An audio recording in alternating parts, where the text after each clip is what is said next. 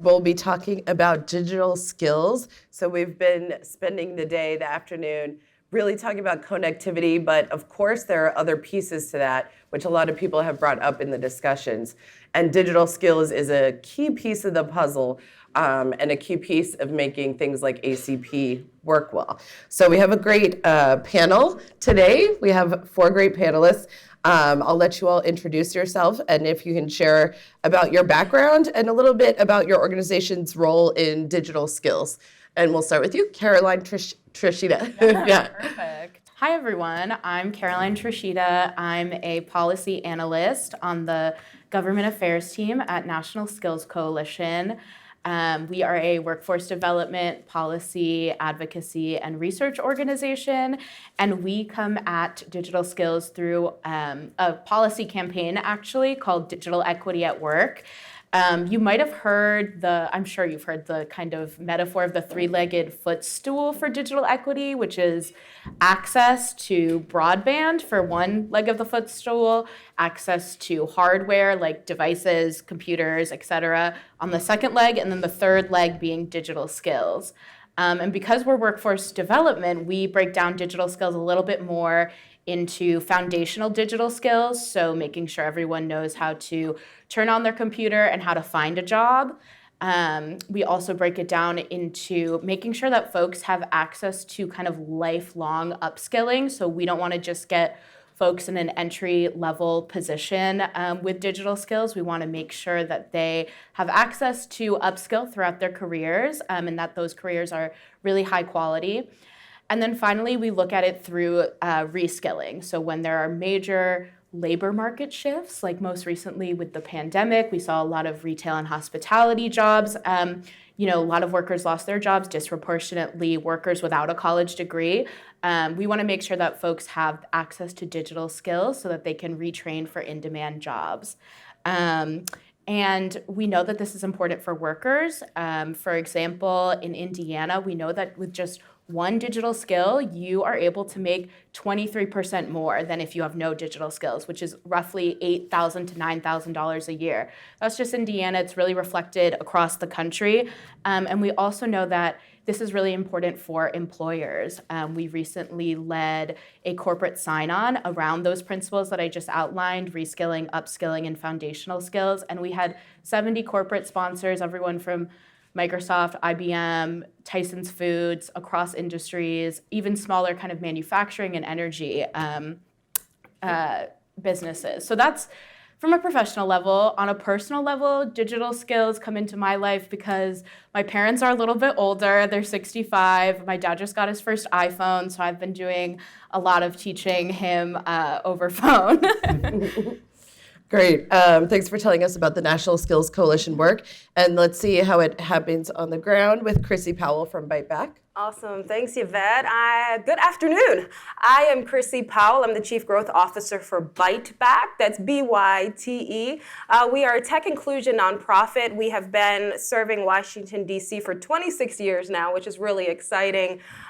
We launched our Baltimore site in 2019, and we actually have various programs nationwide right now in Sacramento, California, in Miami, Florida, as well as most recently Kentucky, Louisville, Lexington, and Clay County, Kentucky. So I said we are a tech inclusion nonprofit. What does that mean? That means that we work with historically marginalized, under-resourced community members, disconnected community members, and we focus on that third aspect. We have to get folks connected, of course. Once community gets connected, they have to have a device.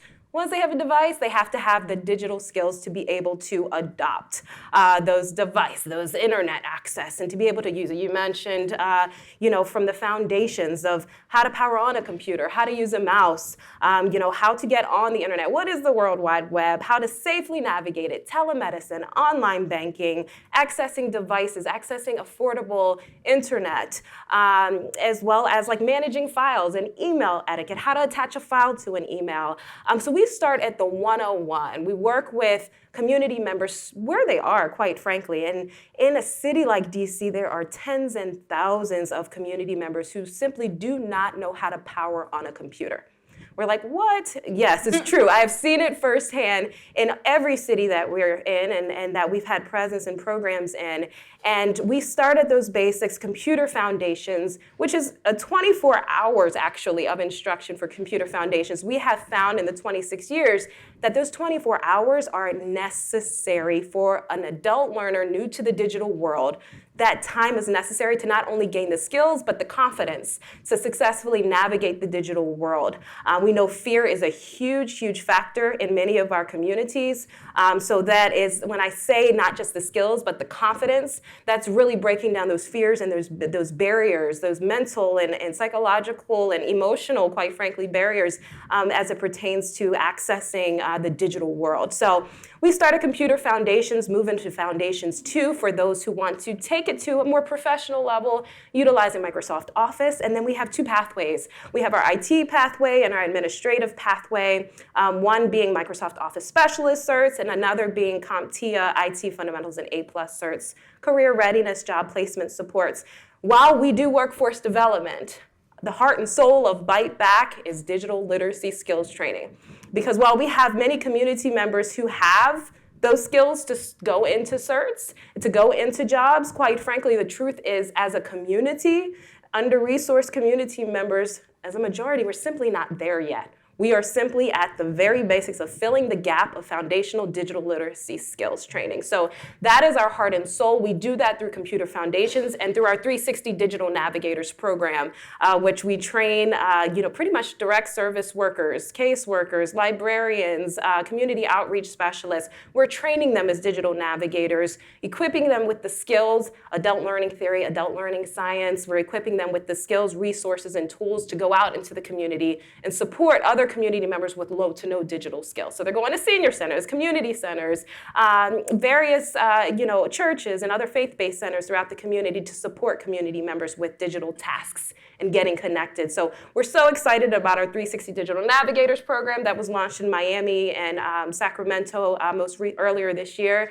And we're just excited to be a part of the digital skills, closing the digital skills gap here in Washington, D.C., nationwide, and hopefully in every city throughout the country in the coming years. So it's a pleasure to be here. Thanks. The need is everywhere.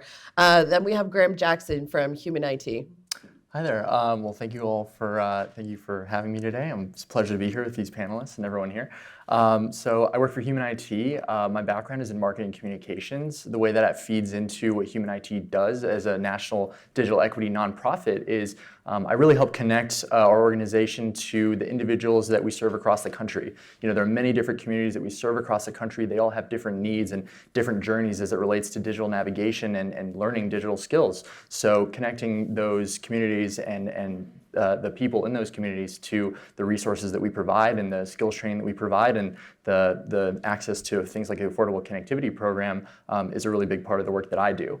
The way that Human IT approaches digital equity is like my colleagues next to me. There's a device piece. There's obviously everybody needs to have a reliable device that they can use in their home, so they don't have to go to a library. They don't have to go to a public space to share a device. Not only that, but that device will be a paperweight unless there's an adequate connection at home for them to use. So getting them connected to things like the ACP, whatever low-cost options are available in their area is another thing that Human IT does across the country.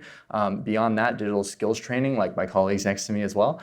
And then beyond that, we want to make sure that even when they have all of those things, that if even the most techie among us, those devices may become faulty at times. And we want to make sure that they have the tech support that they need to reliably use those devices going forward. So the support for us doesn't end after they know how to use their device, because we know that devices fail at times, and so we're there with that support beyond the digital skills piece as well. The way that we ensure that people can get the devices, because the device access is a huge piece, is we employ a circular economy model with end-of-life technology and e-waste in the private sector. So we take in lots of technology donations, technology and e-waste donations from large Fortune 500 companies across the country. We refurbish those devices in-house, we wipe the data, and then we get those devices back out into the communities that need them.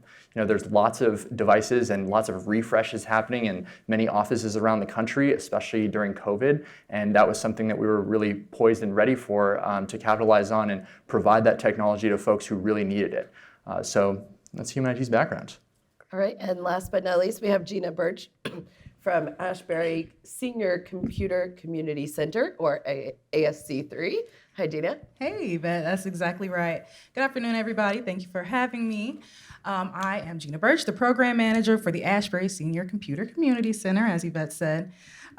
We are essentially a digital skills organization as well. We do focus on seniors, but we do also serve workforce. And I believe there was another panelist up here that mentioned an AT&T Connected Learning Center, of which we also have one. Yep, right over there. So between the Connected Learning Center, our main campus, and our Westside campus, we have 3 locations in the city where folks can go to learn and use the computer, use high-speed internet. We also have, I want to say, 27 satellite locations that are partner organizations in the community, housing authorities, and different developments that we've partnered with to actually do classes on site for them. As a few of my colleagues up here have said, we definitely focus on the 3 or 4-legged digital stool. We do absolutely employ tech support with everything that we roll out. So my role as a program manager at a nonprofit turns into several things. I instruct classes, I manage our instructors, I manage our digital navigators, not just for the organization, but for the city of Cleveland. Cleveland has 10 organizations that have come together over the past few years, including 3 library systems, several housing authorities, and some other community-based organizations to group train digital navigators across the city. I am responsible for training those navigators across the city. So we share a lot of best practices. We talk a lot about patience and empathy and how to respect an adult who may be older than you, and turn that off. I'm just kidding. Called out. I'm just kidding.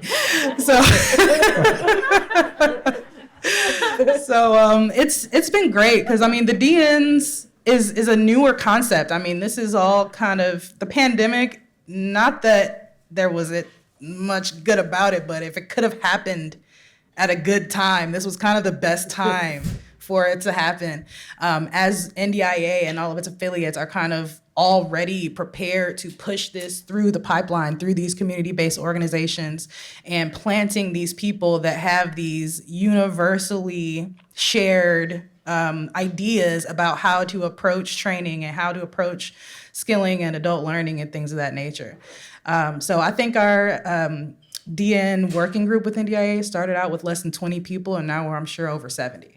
So over the past few years. So there's a lot of expansion that's been going on, and that's only happened through our sharing. It honestly felt like people saw what we were doing and were just like, okay, wait a minute, when's the meeting?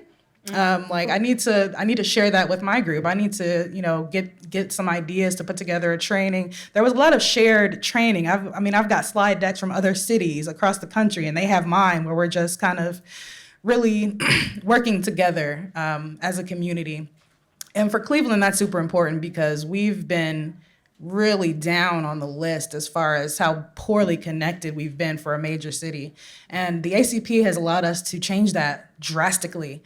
We're on the way up. I think we went from number 1 to maybe number 13. So not doing super great, but a lot better. And as far as enrollment, I think we're over 57% of eligible households, and that is number 2 in the country. So we've got to figure out a way to make this thing permanent. We've got to figure out a way to, keep this level of engagement. We can't let it slip because we know that the need is high. So as far as how Ashbury fits into that, we are, of course, the training and supervising organization for the Greater Cleveland Digital Navigators. We train seniors, we train workforce, and we have the youth lab. We do robotics and STEM, and are looking into some cool new virtual reality things, hopefully in the near future as well. Thank you. Thanks. That's not a number 1 that you want to be on, the number 1 worst connected city. So congratulations on moving up or down, whatever that is. So most people in this room, you're on several devices at once. People who are joining through Zoom, of course, are on their devices. We're all kind of taking our skills for granted here. I'll say that.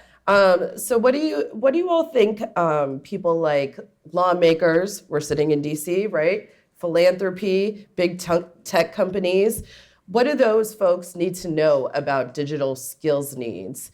What are they missing from the conversation? And Chrissie, I'll go to you first because you have that computer foundations class. Why do we need that type of class still? What is the need like?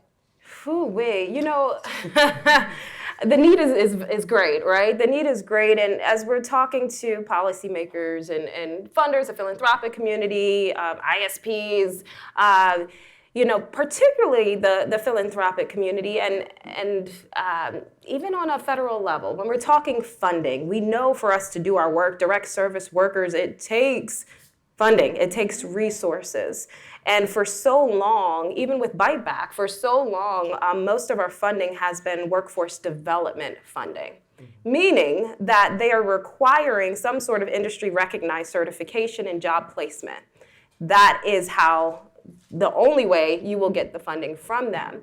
And while that is great and necessary, it has been overlooked, pre-pandemic especially, it has been overlooked that digital literacy skills is the bridge to workforce development.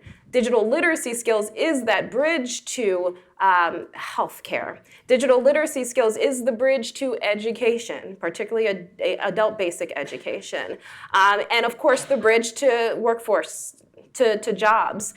So for so long, it has only been that one piece, the jobs piece, that has been highlighted. That funding has been provided for organizations like Byte Back and like many of the organizations here. I feel like we've all contributed to changing that narrative that foundational digital literacy skills is a must. It's necessary, that there is, over a third of U.S. workers ages 16 to 64, according to NSC, National Skills Coalition, that have low to no digital skills. That's a huge, we're talking over 30%. So it's not just workforce. So I would ask and continually have asked funders, our current funders, potential funders, for them to really understand the need that digital literacy skills is a social determinant of health, or the lack of digital literacy skills is a social determinant of health. Thank you for those snaps. Yes, and that it affects every aspect of a human's life, that they are not able to successfully participate in life without foundational digital literacy skills. So I really think the gap there has been not recognizing foundational digital literacy skills as the bridge to life, the bridge to all things, and the bridge to workforce. So while every community member may not want to get an industry recognized cert, they may not want to get a job in IT, but that's okay, and it should be okay. They should not be shunned or rejected from programs because they don't want to go into a career pathway, because they still need foundational digital literacy skills. Right. People should be able to use TikTok or whatever they want to do online. Gina, we're sticking with foundational skills for a minute. So at ASC3, you all teach mainly older adults. What is the level they come in at? What is your experience with the populations that you and the community that you serve? Well, we offer, as far as classes are concerned, 3 different levels: beginning, intermediate, and advanced. But everybody honestly starts on a different level. There's 70,000 levels in between all three, in between each of those levels. So sometimes we'll get people that had a job with computers 25 years ago, and they haven't touched or looked at a computer in 10 or 15 years, maybe more. So they have basic skills, but they are task specific, and they're usually related to work and not anything that they're trying to do currently. We have people that come in who have been completely unexposed, who have physically seen a computer, but not physically touched a computer. It's out there. People have been, afraid for years and have honestly been what I'd like to call getting away with not using a computer for decades, and they've been kind of working it around and doing the analog thing and finding another back door and figuring out a way to like keep it old school, like just figure out a way to keep it old school. So eventually there's this tipping point where, you know, you got to get the vaccine. And so what do you do now? Because you got to go to a website. You can't go to the counter because what do they say? Go download the app. Oh, just sign up on our website. Just schedule an appointment. Just do it. Right. Just do it. So I talk a lot to the people that participate in our classes about what is expected of them and how it's not fair, and how they shouldn't feel embarrassed about these unfair expectations because they're being placed on them you know, without them having any sort of foundational training. And that's why they're here. And the fact that they even took the step to get themselves into this foundational training is amazing. It should be celebrated, and it should be something that they commit to and stick to until they reach their goals. And so that definitely helps out a lot. Yeah. Caroline, so workforce does matter. I was joking before. What's the importance of digital skills for people trying to build those new opportunities, and especially for employment, for workforce development, and all that? Yeah. I'll build on what Chrissie was saying. So National Skills Coalition did some research with the Federal Reserve Bank of Atlanta, and we found that 97% of jobs require at least one digital skill. That's virtually all the jobs. And this is across industries, you know, not just what you'd expect, like IT, but across healthcare, manufacturing, construction, et cetera. And so when you think about someone who needs to get the skills to get a job, you know, where are they going to go? They might go to an American Job Center. They might go to their local library. They might go to their local community or technical college. And just to build on, again, what Chrissie was saying, a lot of that is workforce development. And unfortunately, at a federal level, there has been disinvestment in our workforce development system for the past 20 years, and that's across political parties. America actually invests less than nearly every other industrialized country in the world in our GDP for workforce development. Now, there's been, of course, some short-term solutions to that. The Infrastructure Investment and Jobs Act had the Digital Equity Act and the BEAD program as a part of them, which are going to create, you know, a lot of jobs and have some money for training, but you know, that money's going to run out, and we know that there's a need for workforce in more than just infrastructure and broadband deployment sectors. We know it's across industries. So at the federal level, you know, we see, given kind of the current climate, a desire to kind of keep cutting these programs. Most recently, the main workforce funding bill is called the Workforce Innovation and Opportunity Act, WIOA or WIOA. Most recently in this Congress, the House Appropriations Committee proposed gutting entire titles of that bill. So that's why it's important that you all are here advocating, talking with your policymakers. And so just to go back to your original question, I think what's kind of missing from the conversation for policymakers is, if we're going to have an equal digital skill country, we need training as well. Great. And Graham, you kind of have the perspective of human IT and devices. How does all of that integrate with the digital skills piece? Yeah, absolutely. So human IT, I'm really glad that Chrissie and Caroline here talked about the sort of huge imbalance from the amount of jobs in the market right now, in the labor market, that require digital skills versus the amount of individuals that have those foundational skills to do the job effectively. Because, you know, human IT, we look at those, at that big gap. There's obviously the device piece is a big issue there too, and the way that we sort of help guide folks through the adoption of digital skills is by using the devices and the device access as a conduit to do that. And the way that we do that is we'll organize and work with community-based organizations, with other private partners as well, to sort of build programs around adoption of digital skills. So, for example, we just recently have been working with Visa in the last year and a half to integrate their financial literacy program into our digital literacy skills program. So we have modules, obviously, like a lot of these other great panelists here do, that sort of bring people from a level of never turned on a computer before, all the way to having their own email and understanding how to use it, and et cetera. And then taking that from not only knowing how to use those things, but then I understand how to do my banking online now. I know how to manage my finances in a way that will help me achieve whatever it is that I'm looking for, whether that's finding a career that they can now access online or starting their own business. So there's been a lot of focus from our perspective, and in the light of the lack of funding and the lack of funding from a federal standpoint on workforce development, seeing that there are other methods in making sure that people can adopt digital skills and achieve their true potential through the opportunities available online is a really great part of the work that we do at Human IT. And when we think about digital skills, we may automatically think about older adults being the population that is in need of that training.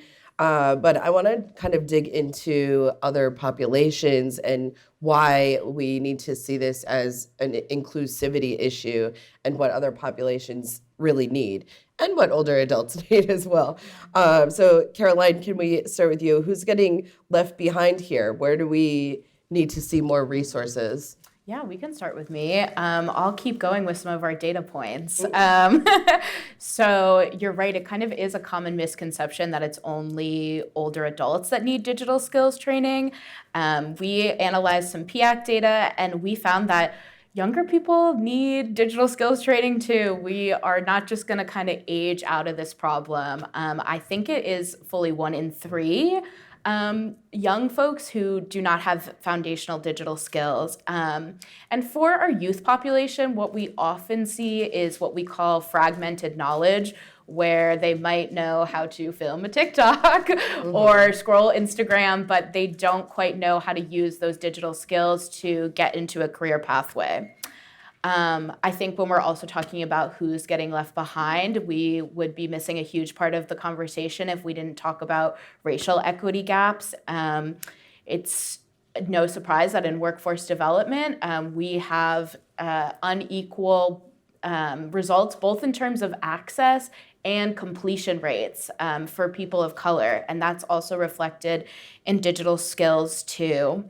I'll stop there. I have a couple more, but I'll pause there. And quickly, so we can also get to questions. Chrissie, can you tell us a little bit how training with the youth is integrated into the training with adults that you work with? Yeah. So at Byte Back, historically we focus, if you will, on adults of all ages. So we might have a 19-year-old, we might have an 85-year-old, in any of our classes at any given time.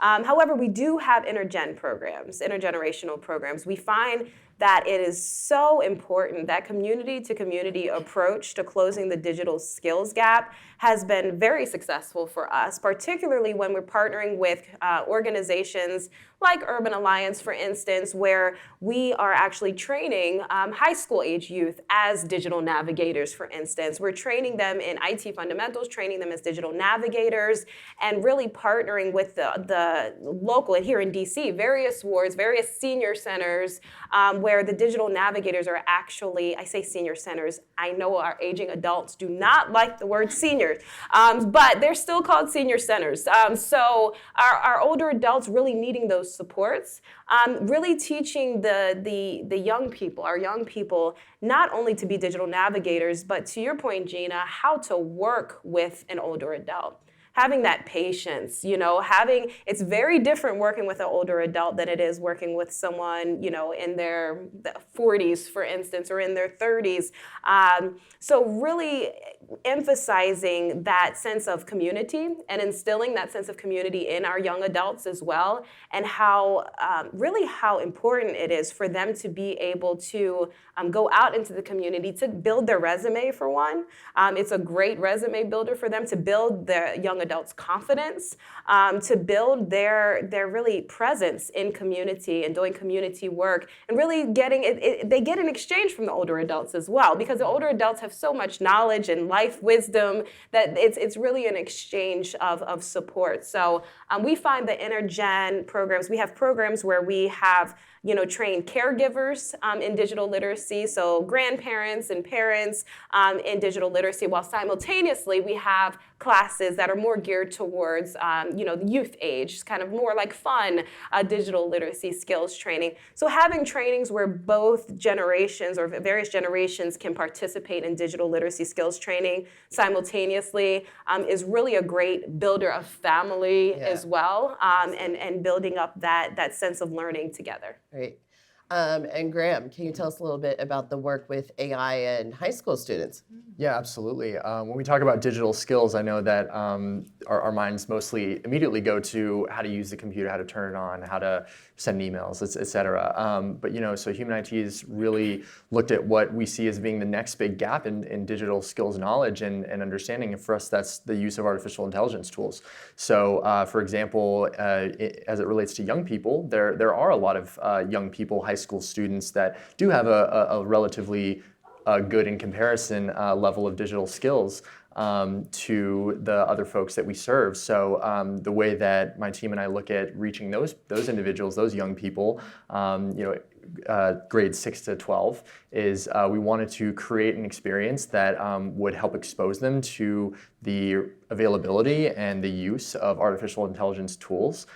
So the way that we did that is in Los Angeles County during Digital Inclusion Week, we were at an event for Tech Empowerment Day, which was about over 6,000 LAUSD students in attendance, and we were able to build an AI-based chat game that would expose these kids to a creative use of how to engage with artificial intelligence tools so they could learn about how to use them in a way that felt fun and that was approachable to them and that they could easily understand. And so that's kind of how Human IT, we're looking at the next wave of how we can prepare the next generation with the tools that they're going to need to be competitive for a lot of those jobs that are going to be on the market by the time they're able to take them. So we want to create those experiences and meet them where they're at. Thanks. We'll go to questions in like 30 seconds. I just want to let Gina, so you can think about your question now. I want to let Gina also talk about how do you see the future of the work with older adults, and in Cleveland, what do you think is the next chapter there? I love this question. I had to think about it when I knew that it was going to be on this panel. And what occurred to me is that right now, most of our older adults are baby boomers. There's a small percentage of silent generationers at the top, and a couple of Gen X are about to start creeping in. Not quite yet, Chrissie.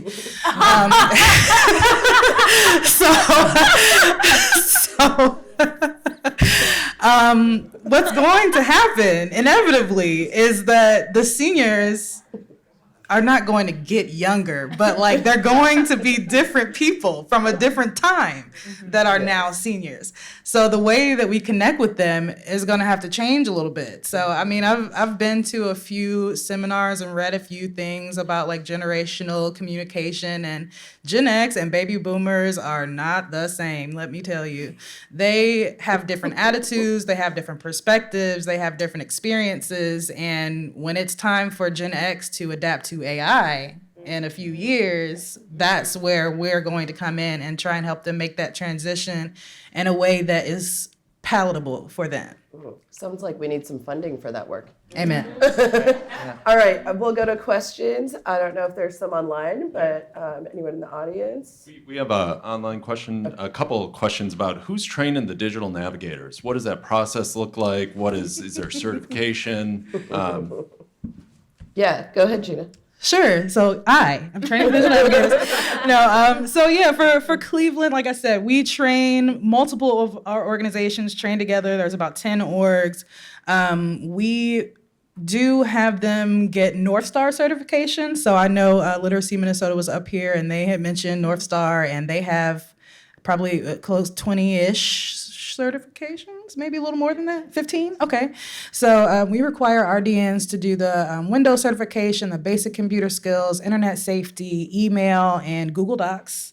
And they can, of course, come back and do more and get additional certifications. But we do require them to complete and pass at least those 5. It doesn't matter how many times it takes for them to pass it, but we do require at the beginning of their employment, not necessarily before they start work, but at some point during the beginning that they complete that. We expose them to all of our online resources like Digital Learn and GCF Learn Free, any sort of like typing tools like Mavis Beacon, typing.com, mouse-practice. We also have a website for our navigators, clevelandnavigators.org, that houses these lists by category. So if you're just an individual person, maybe you go get help one day, but you want to go back and do some stuff on your own, you can just go to the website and go to exactly where you were, sign into whatever account you had set up with the navigator and pick up where you left off. So we have about 3 or 4 day training at the beginning of each new group of digital navigators. And then we do updated trainings whenever things trickle down from NDIA or whenever there's some new information or new things to sort of add on. Right. And speaking of NDIA, we have some free resources out there, wonderful digital navigator resources that Abby mostly coordinates, and also a working group that meets regularly so you can learn together and build new practices together as you go. The digital navigators. While we do train digital, so we Byte Back, we have a proprietary curriculum that we developed based on, adult learning theory, adult learning science, and just our 26 years of experience. We built out a curriculum of which we train our digital navigators, but it's not just, and we certify, they get a certificate of completion as a 360 digital navigator, but it doesn't stop there for us, because once we train the digital navigators, when they're out in the community, it's so important that, one, we're able to tell an impact story, who they're supporting, who are they sitting with, who are they, walking through getting connected to ACP or helping them access social service benefits. We want to know the demographics.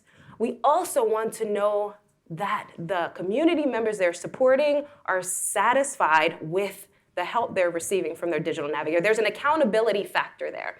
So at Byte Back, when our digital navigators sit with a community member, we actually have these QR codes. So the community member typically can take out their cell phone, or the digital navigator will do it along with them on the computer. But it's really saying, what do you need help with today? What tasks do you need support with today? And they go through and they help them choose those tasks. At the completion of their support session, they're saying, from a scale of 1 to 5, how satisfied are you with your digital navigator? Did your digital navigator help you complete the ACP application, for instance? Do you need any additional supports? Would you recommend a friend or family member? So we want to do a scorecard as well, where our community members are rating our digital navigators, which ultimately rates us, because so many times we say we're doing impact, but who is it coming from? We need it to come from the community. The community member needs to give us our report card. So I just wanted to add that component as far as impact and accountability when it comes to digital navigators. Yeah, Drew. So I have a question, but then I'll roam and get other questions, and we do have more coming in. What are your thoughts on the notion of what has sometimes been called media literacy, or sort of looking at information and gauging truthfulness or lack thereof? How does that skill set play into digital skills generally? That is a part of our basic curriculum, is how to identify trustworthy sources online. It just fits into our online safety guidelines. It's part of our curriculum, and we talk about it in detail and make sure any questions get answered. Make sure that they know where to look for those details, how to identify a domain and whether it may be real, how to scope out scam emails, and what resources you can use to double check if a website is real and things like that. Yeah, even with AI, it's such an interesting time. I know the White House just put out an executive order recently around, they're creating a board and a task force for like the large, big AI developers, for these companies to have to report, on their softwares, so that there's going to be a review panel and all of this great stuff. They're going to require these labels, if you will, to go up on these particular softwares.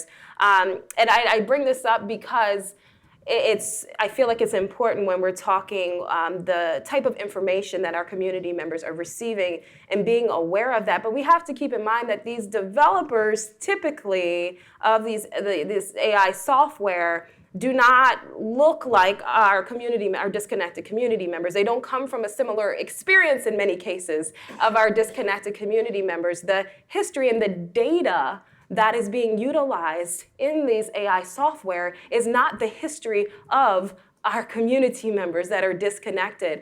So really even informing our community members when we're talking about AI and access of who's creating these softwares. It's not created necessarily with them in mind, and really just speaking truth of source and where everything stems from, really giving them the informed, the knowledge and information of discernment and knowing where information comes from. My name is Ajin Sim, and I'm an instructional designer at the University of Maryland Extension. And I have been developing and designing Train the Trainer online modules and resources for digital navigators at libraries in Baltimore City and University of Maryland. And so I was very interested to hear about the digital navigator training. And so for Chrissie, I have questions. I have many questions, but I wanted to hear more about the intergenerational program. I think it's fascinating that you are training the high schoolers as digital navigators, and wanted to ask how that partnership happened. Like, are you partnering with public schools in DC or using programs like 4-H youth development? Also, I was also interested in hearing more about the computer skills classes that you mentioned in the beginning. Like, does Byte have like a separate group of professionals who work on developing lesson plans and training resources for digital navigators? To your first question, as far as the intergen, that was really what we've done thus far is partnering with other community-based organizations, other nonprofits that support youth. So nonprofit, I mentioned Urban Alliance, there's other great organizations, 4-H, so on and so forth. So we have the capacity, if you will, to partner with additional community-based organizations. The thing is resources. Keep in mind, it's the resources and the funding. So an organization like Urban Alliance, they pay their youth during a summer internship program. So the partnership there looks like Byte training the youth as digital navigators and in IT fundamentals. And then in the summer, they would actually have a site that they're assigned to in various wards, various senior centers, of which they are getting paid by Urban Alliance. It is an internship. So it's a summer internship program of which they've received training, they're doing their hands-on, practical internship, practical experience, and really gaining that experience prior to graduation. So that is, we are all about community partnerships. So everything that we do, all the trainings that we do are based on working with other community-based organizations and nonprofits. Oftentimes, if the funding is not there, we have to go after funding together. So we, get together and we write proposals together to get that funding. As to your question around, so we'd be happy to talk about any partnerships, and doing some type of intergen program as well. As it pertains to Computer Foundations 1, I believe you were talking about the initial training. Yes, we have a team of experts, if you will, in adult learning, in curriculum development, adult education, that develop our curriculum and update it on a regular basis, both our Computer Foundations as well as our 360 Digital Navigators training. Hi, I'm Dr. Monica Ball, and I'm in the Richmond, Virginia area. And typically, my nonprofit, Rising Towards Success, we hit the areas with literacy, seniors, and that's lacking the knowledge of technical. And we wanted to know, do y'all know any basis in the Richmond, Virginia area with digital navigators that y'all can possibly maybe provide assistance? To my knowledge of the community outreach that I have came across, we don't know any that we can possibly partner with because we have that liking of knowledge. See. I highly opportunities recommend for the Digital Navigator Working Group. Abby, go recruit. Yeah, you can also go on the NDIA website and look up affiliates and see who's in Richmond. They may or may not have Digital Navigator programs, but see who you can partner with there. And if you don't, we can always reach out to myself, and we can definitely look at if you don't have partners in Richmond. We have Byte Back oftentimes has outreach. We're working with several tribal Indian communities in like Chandler, Arizona, in Idaho, that have reached out to us who want to launch 360 digital navigators in their community, on their reservations. So we're doing a train the trainer more so model than us being boots on the ground, where we are actually training them and helping them implement the actual digital navigator program. So if you go to the NDI website, and there's not an affiliate doing digital navigators in Richmond, please reach out. We can always look at what partnership looks like, with Byte Back. We have one more online question here. How should states get involved in building capacity for digital navigator programs? Should they build statewide programs or empower local organizations?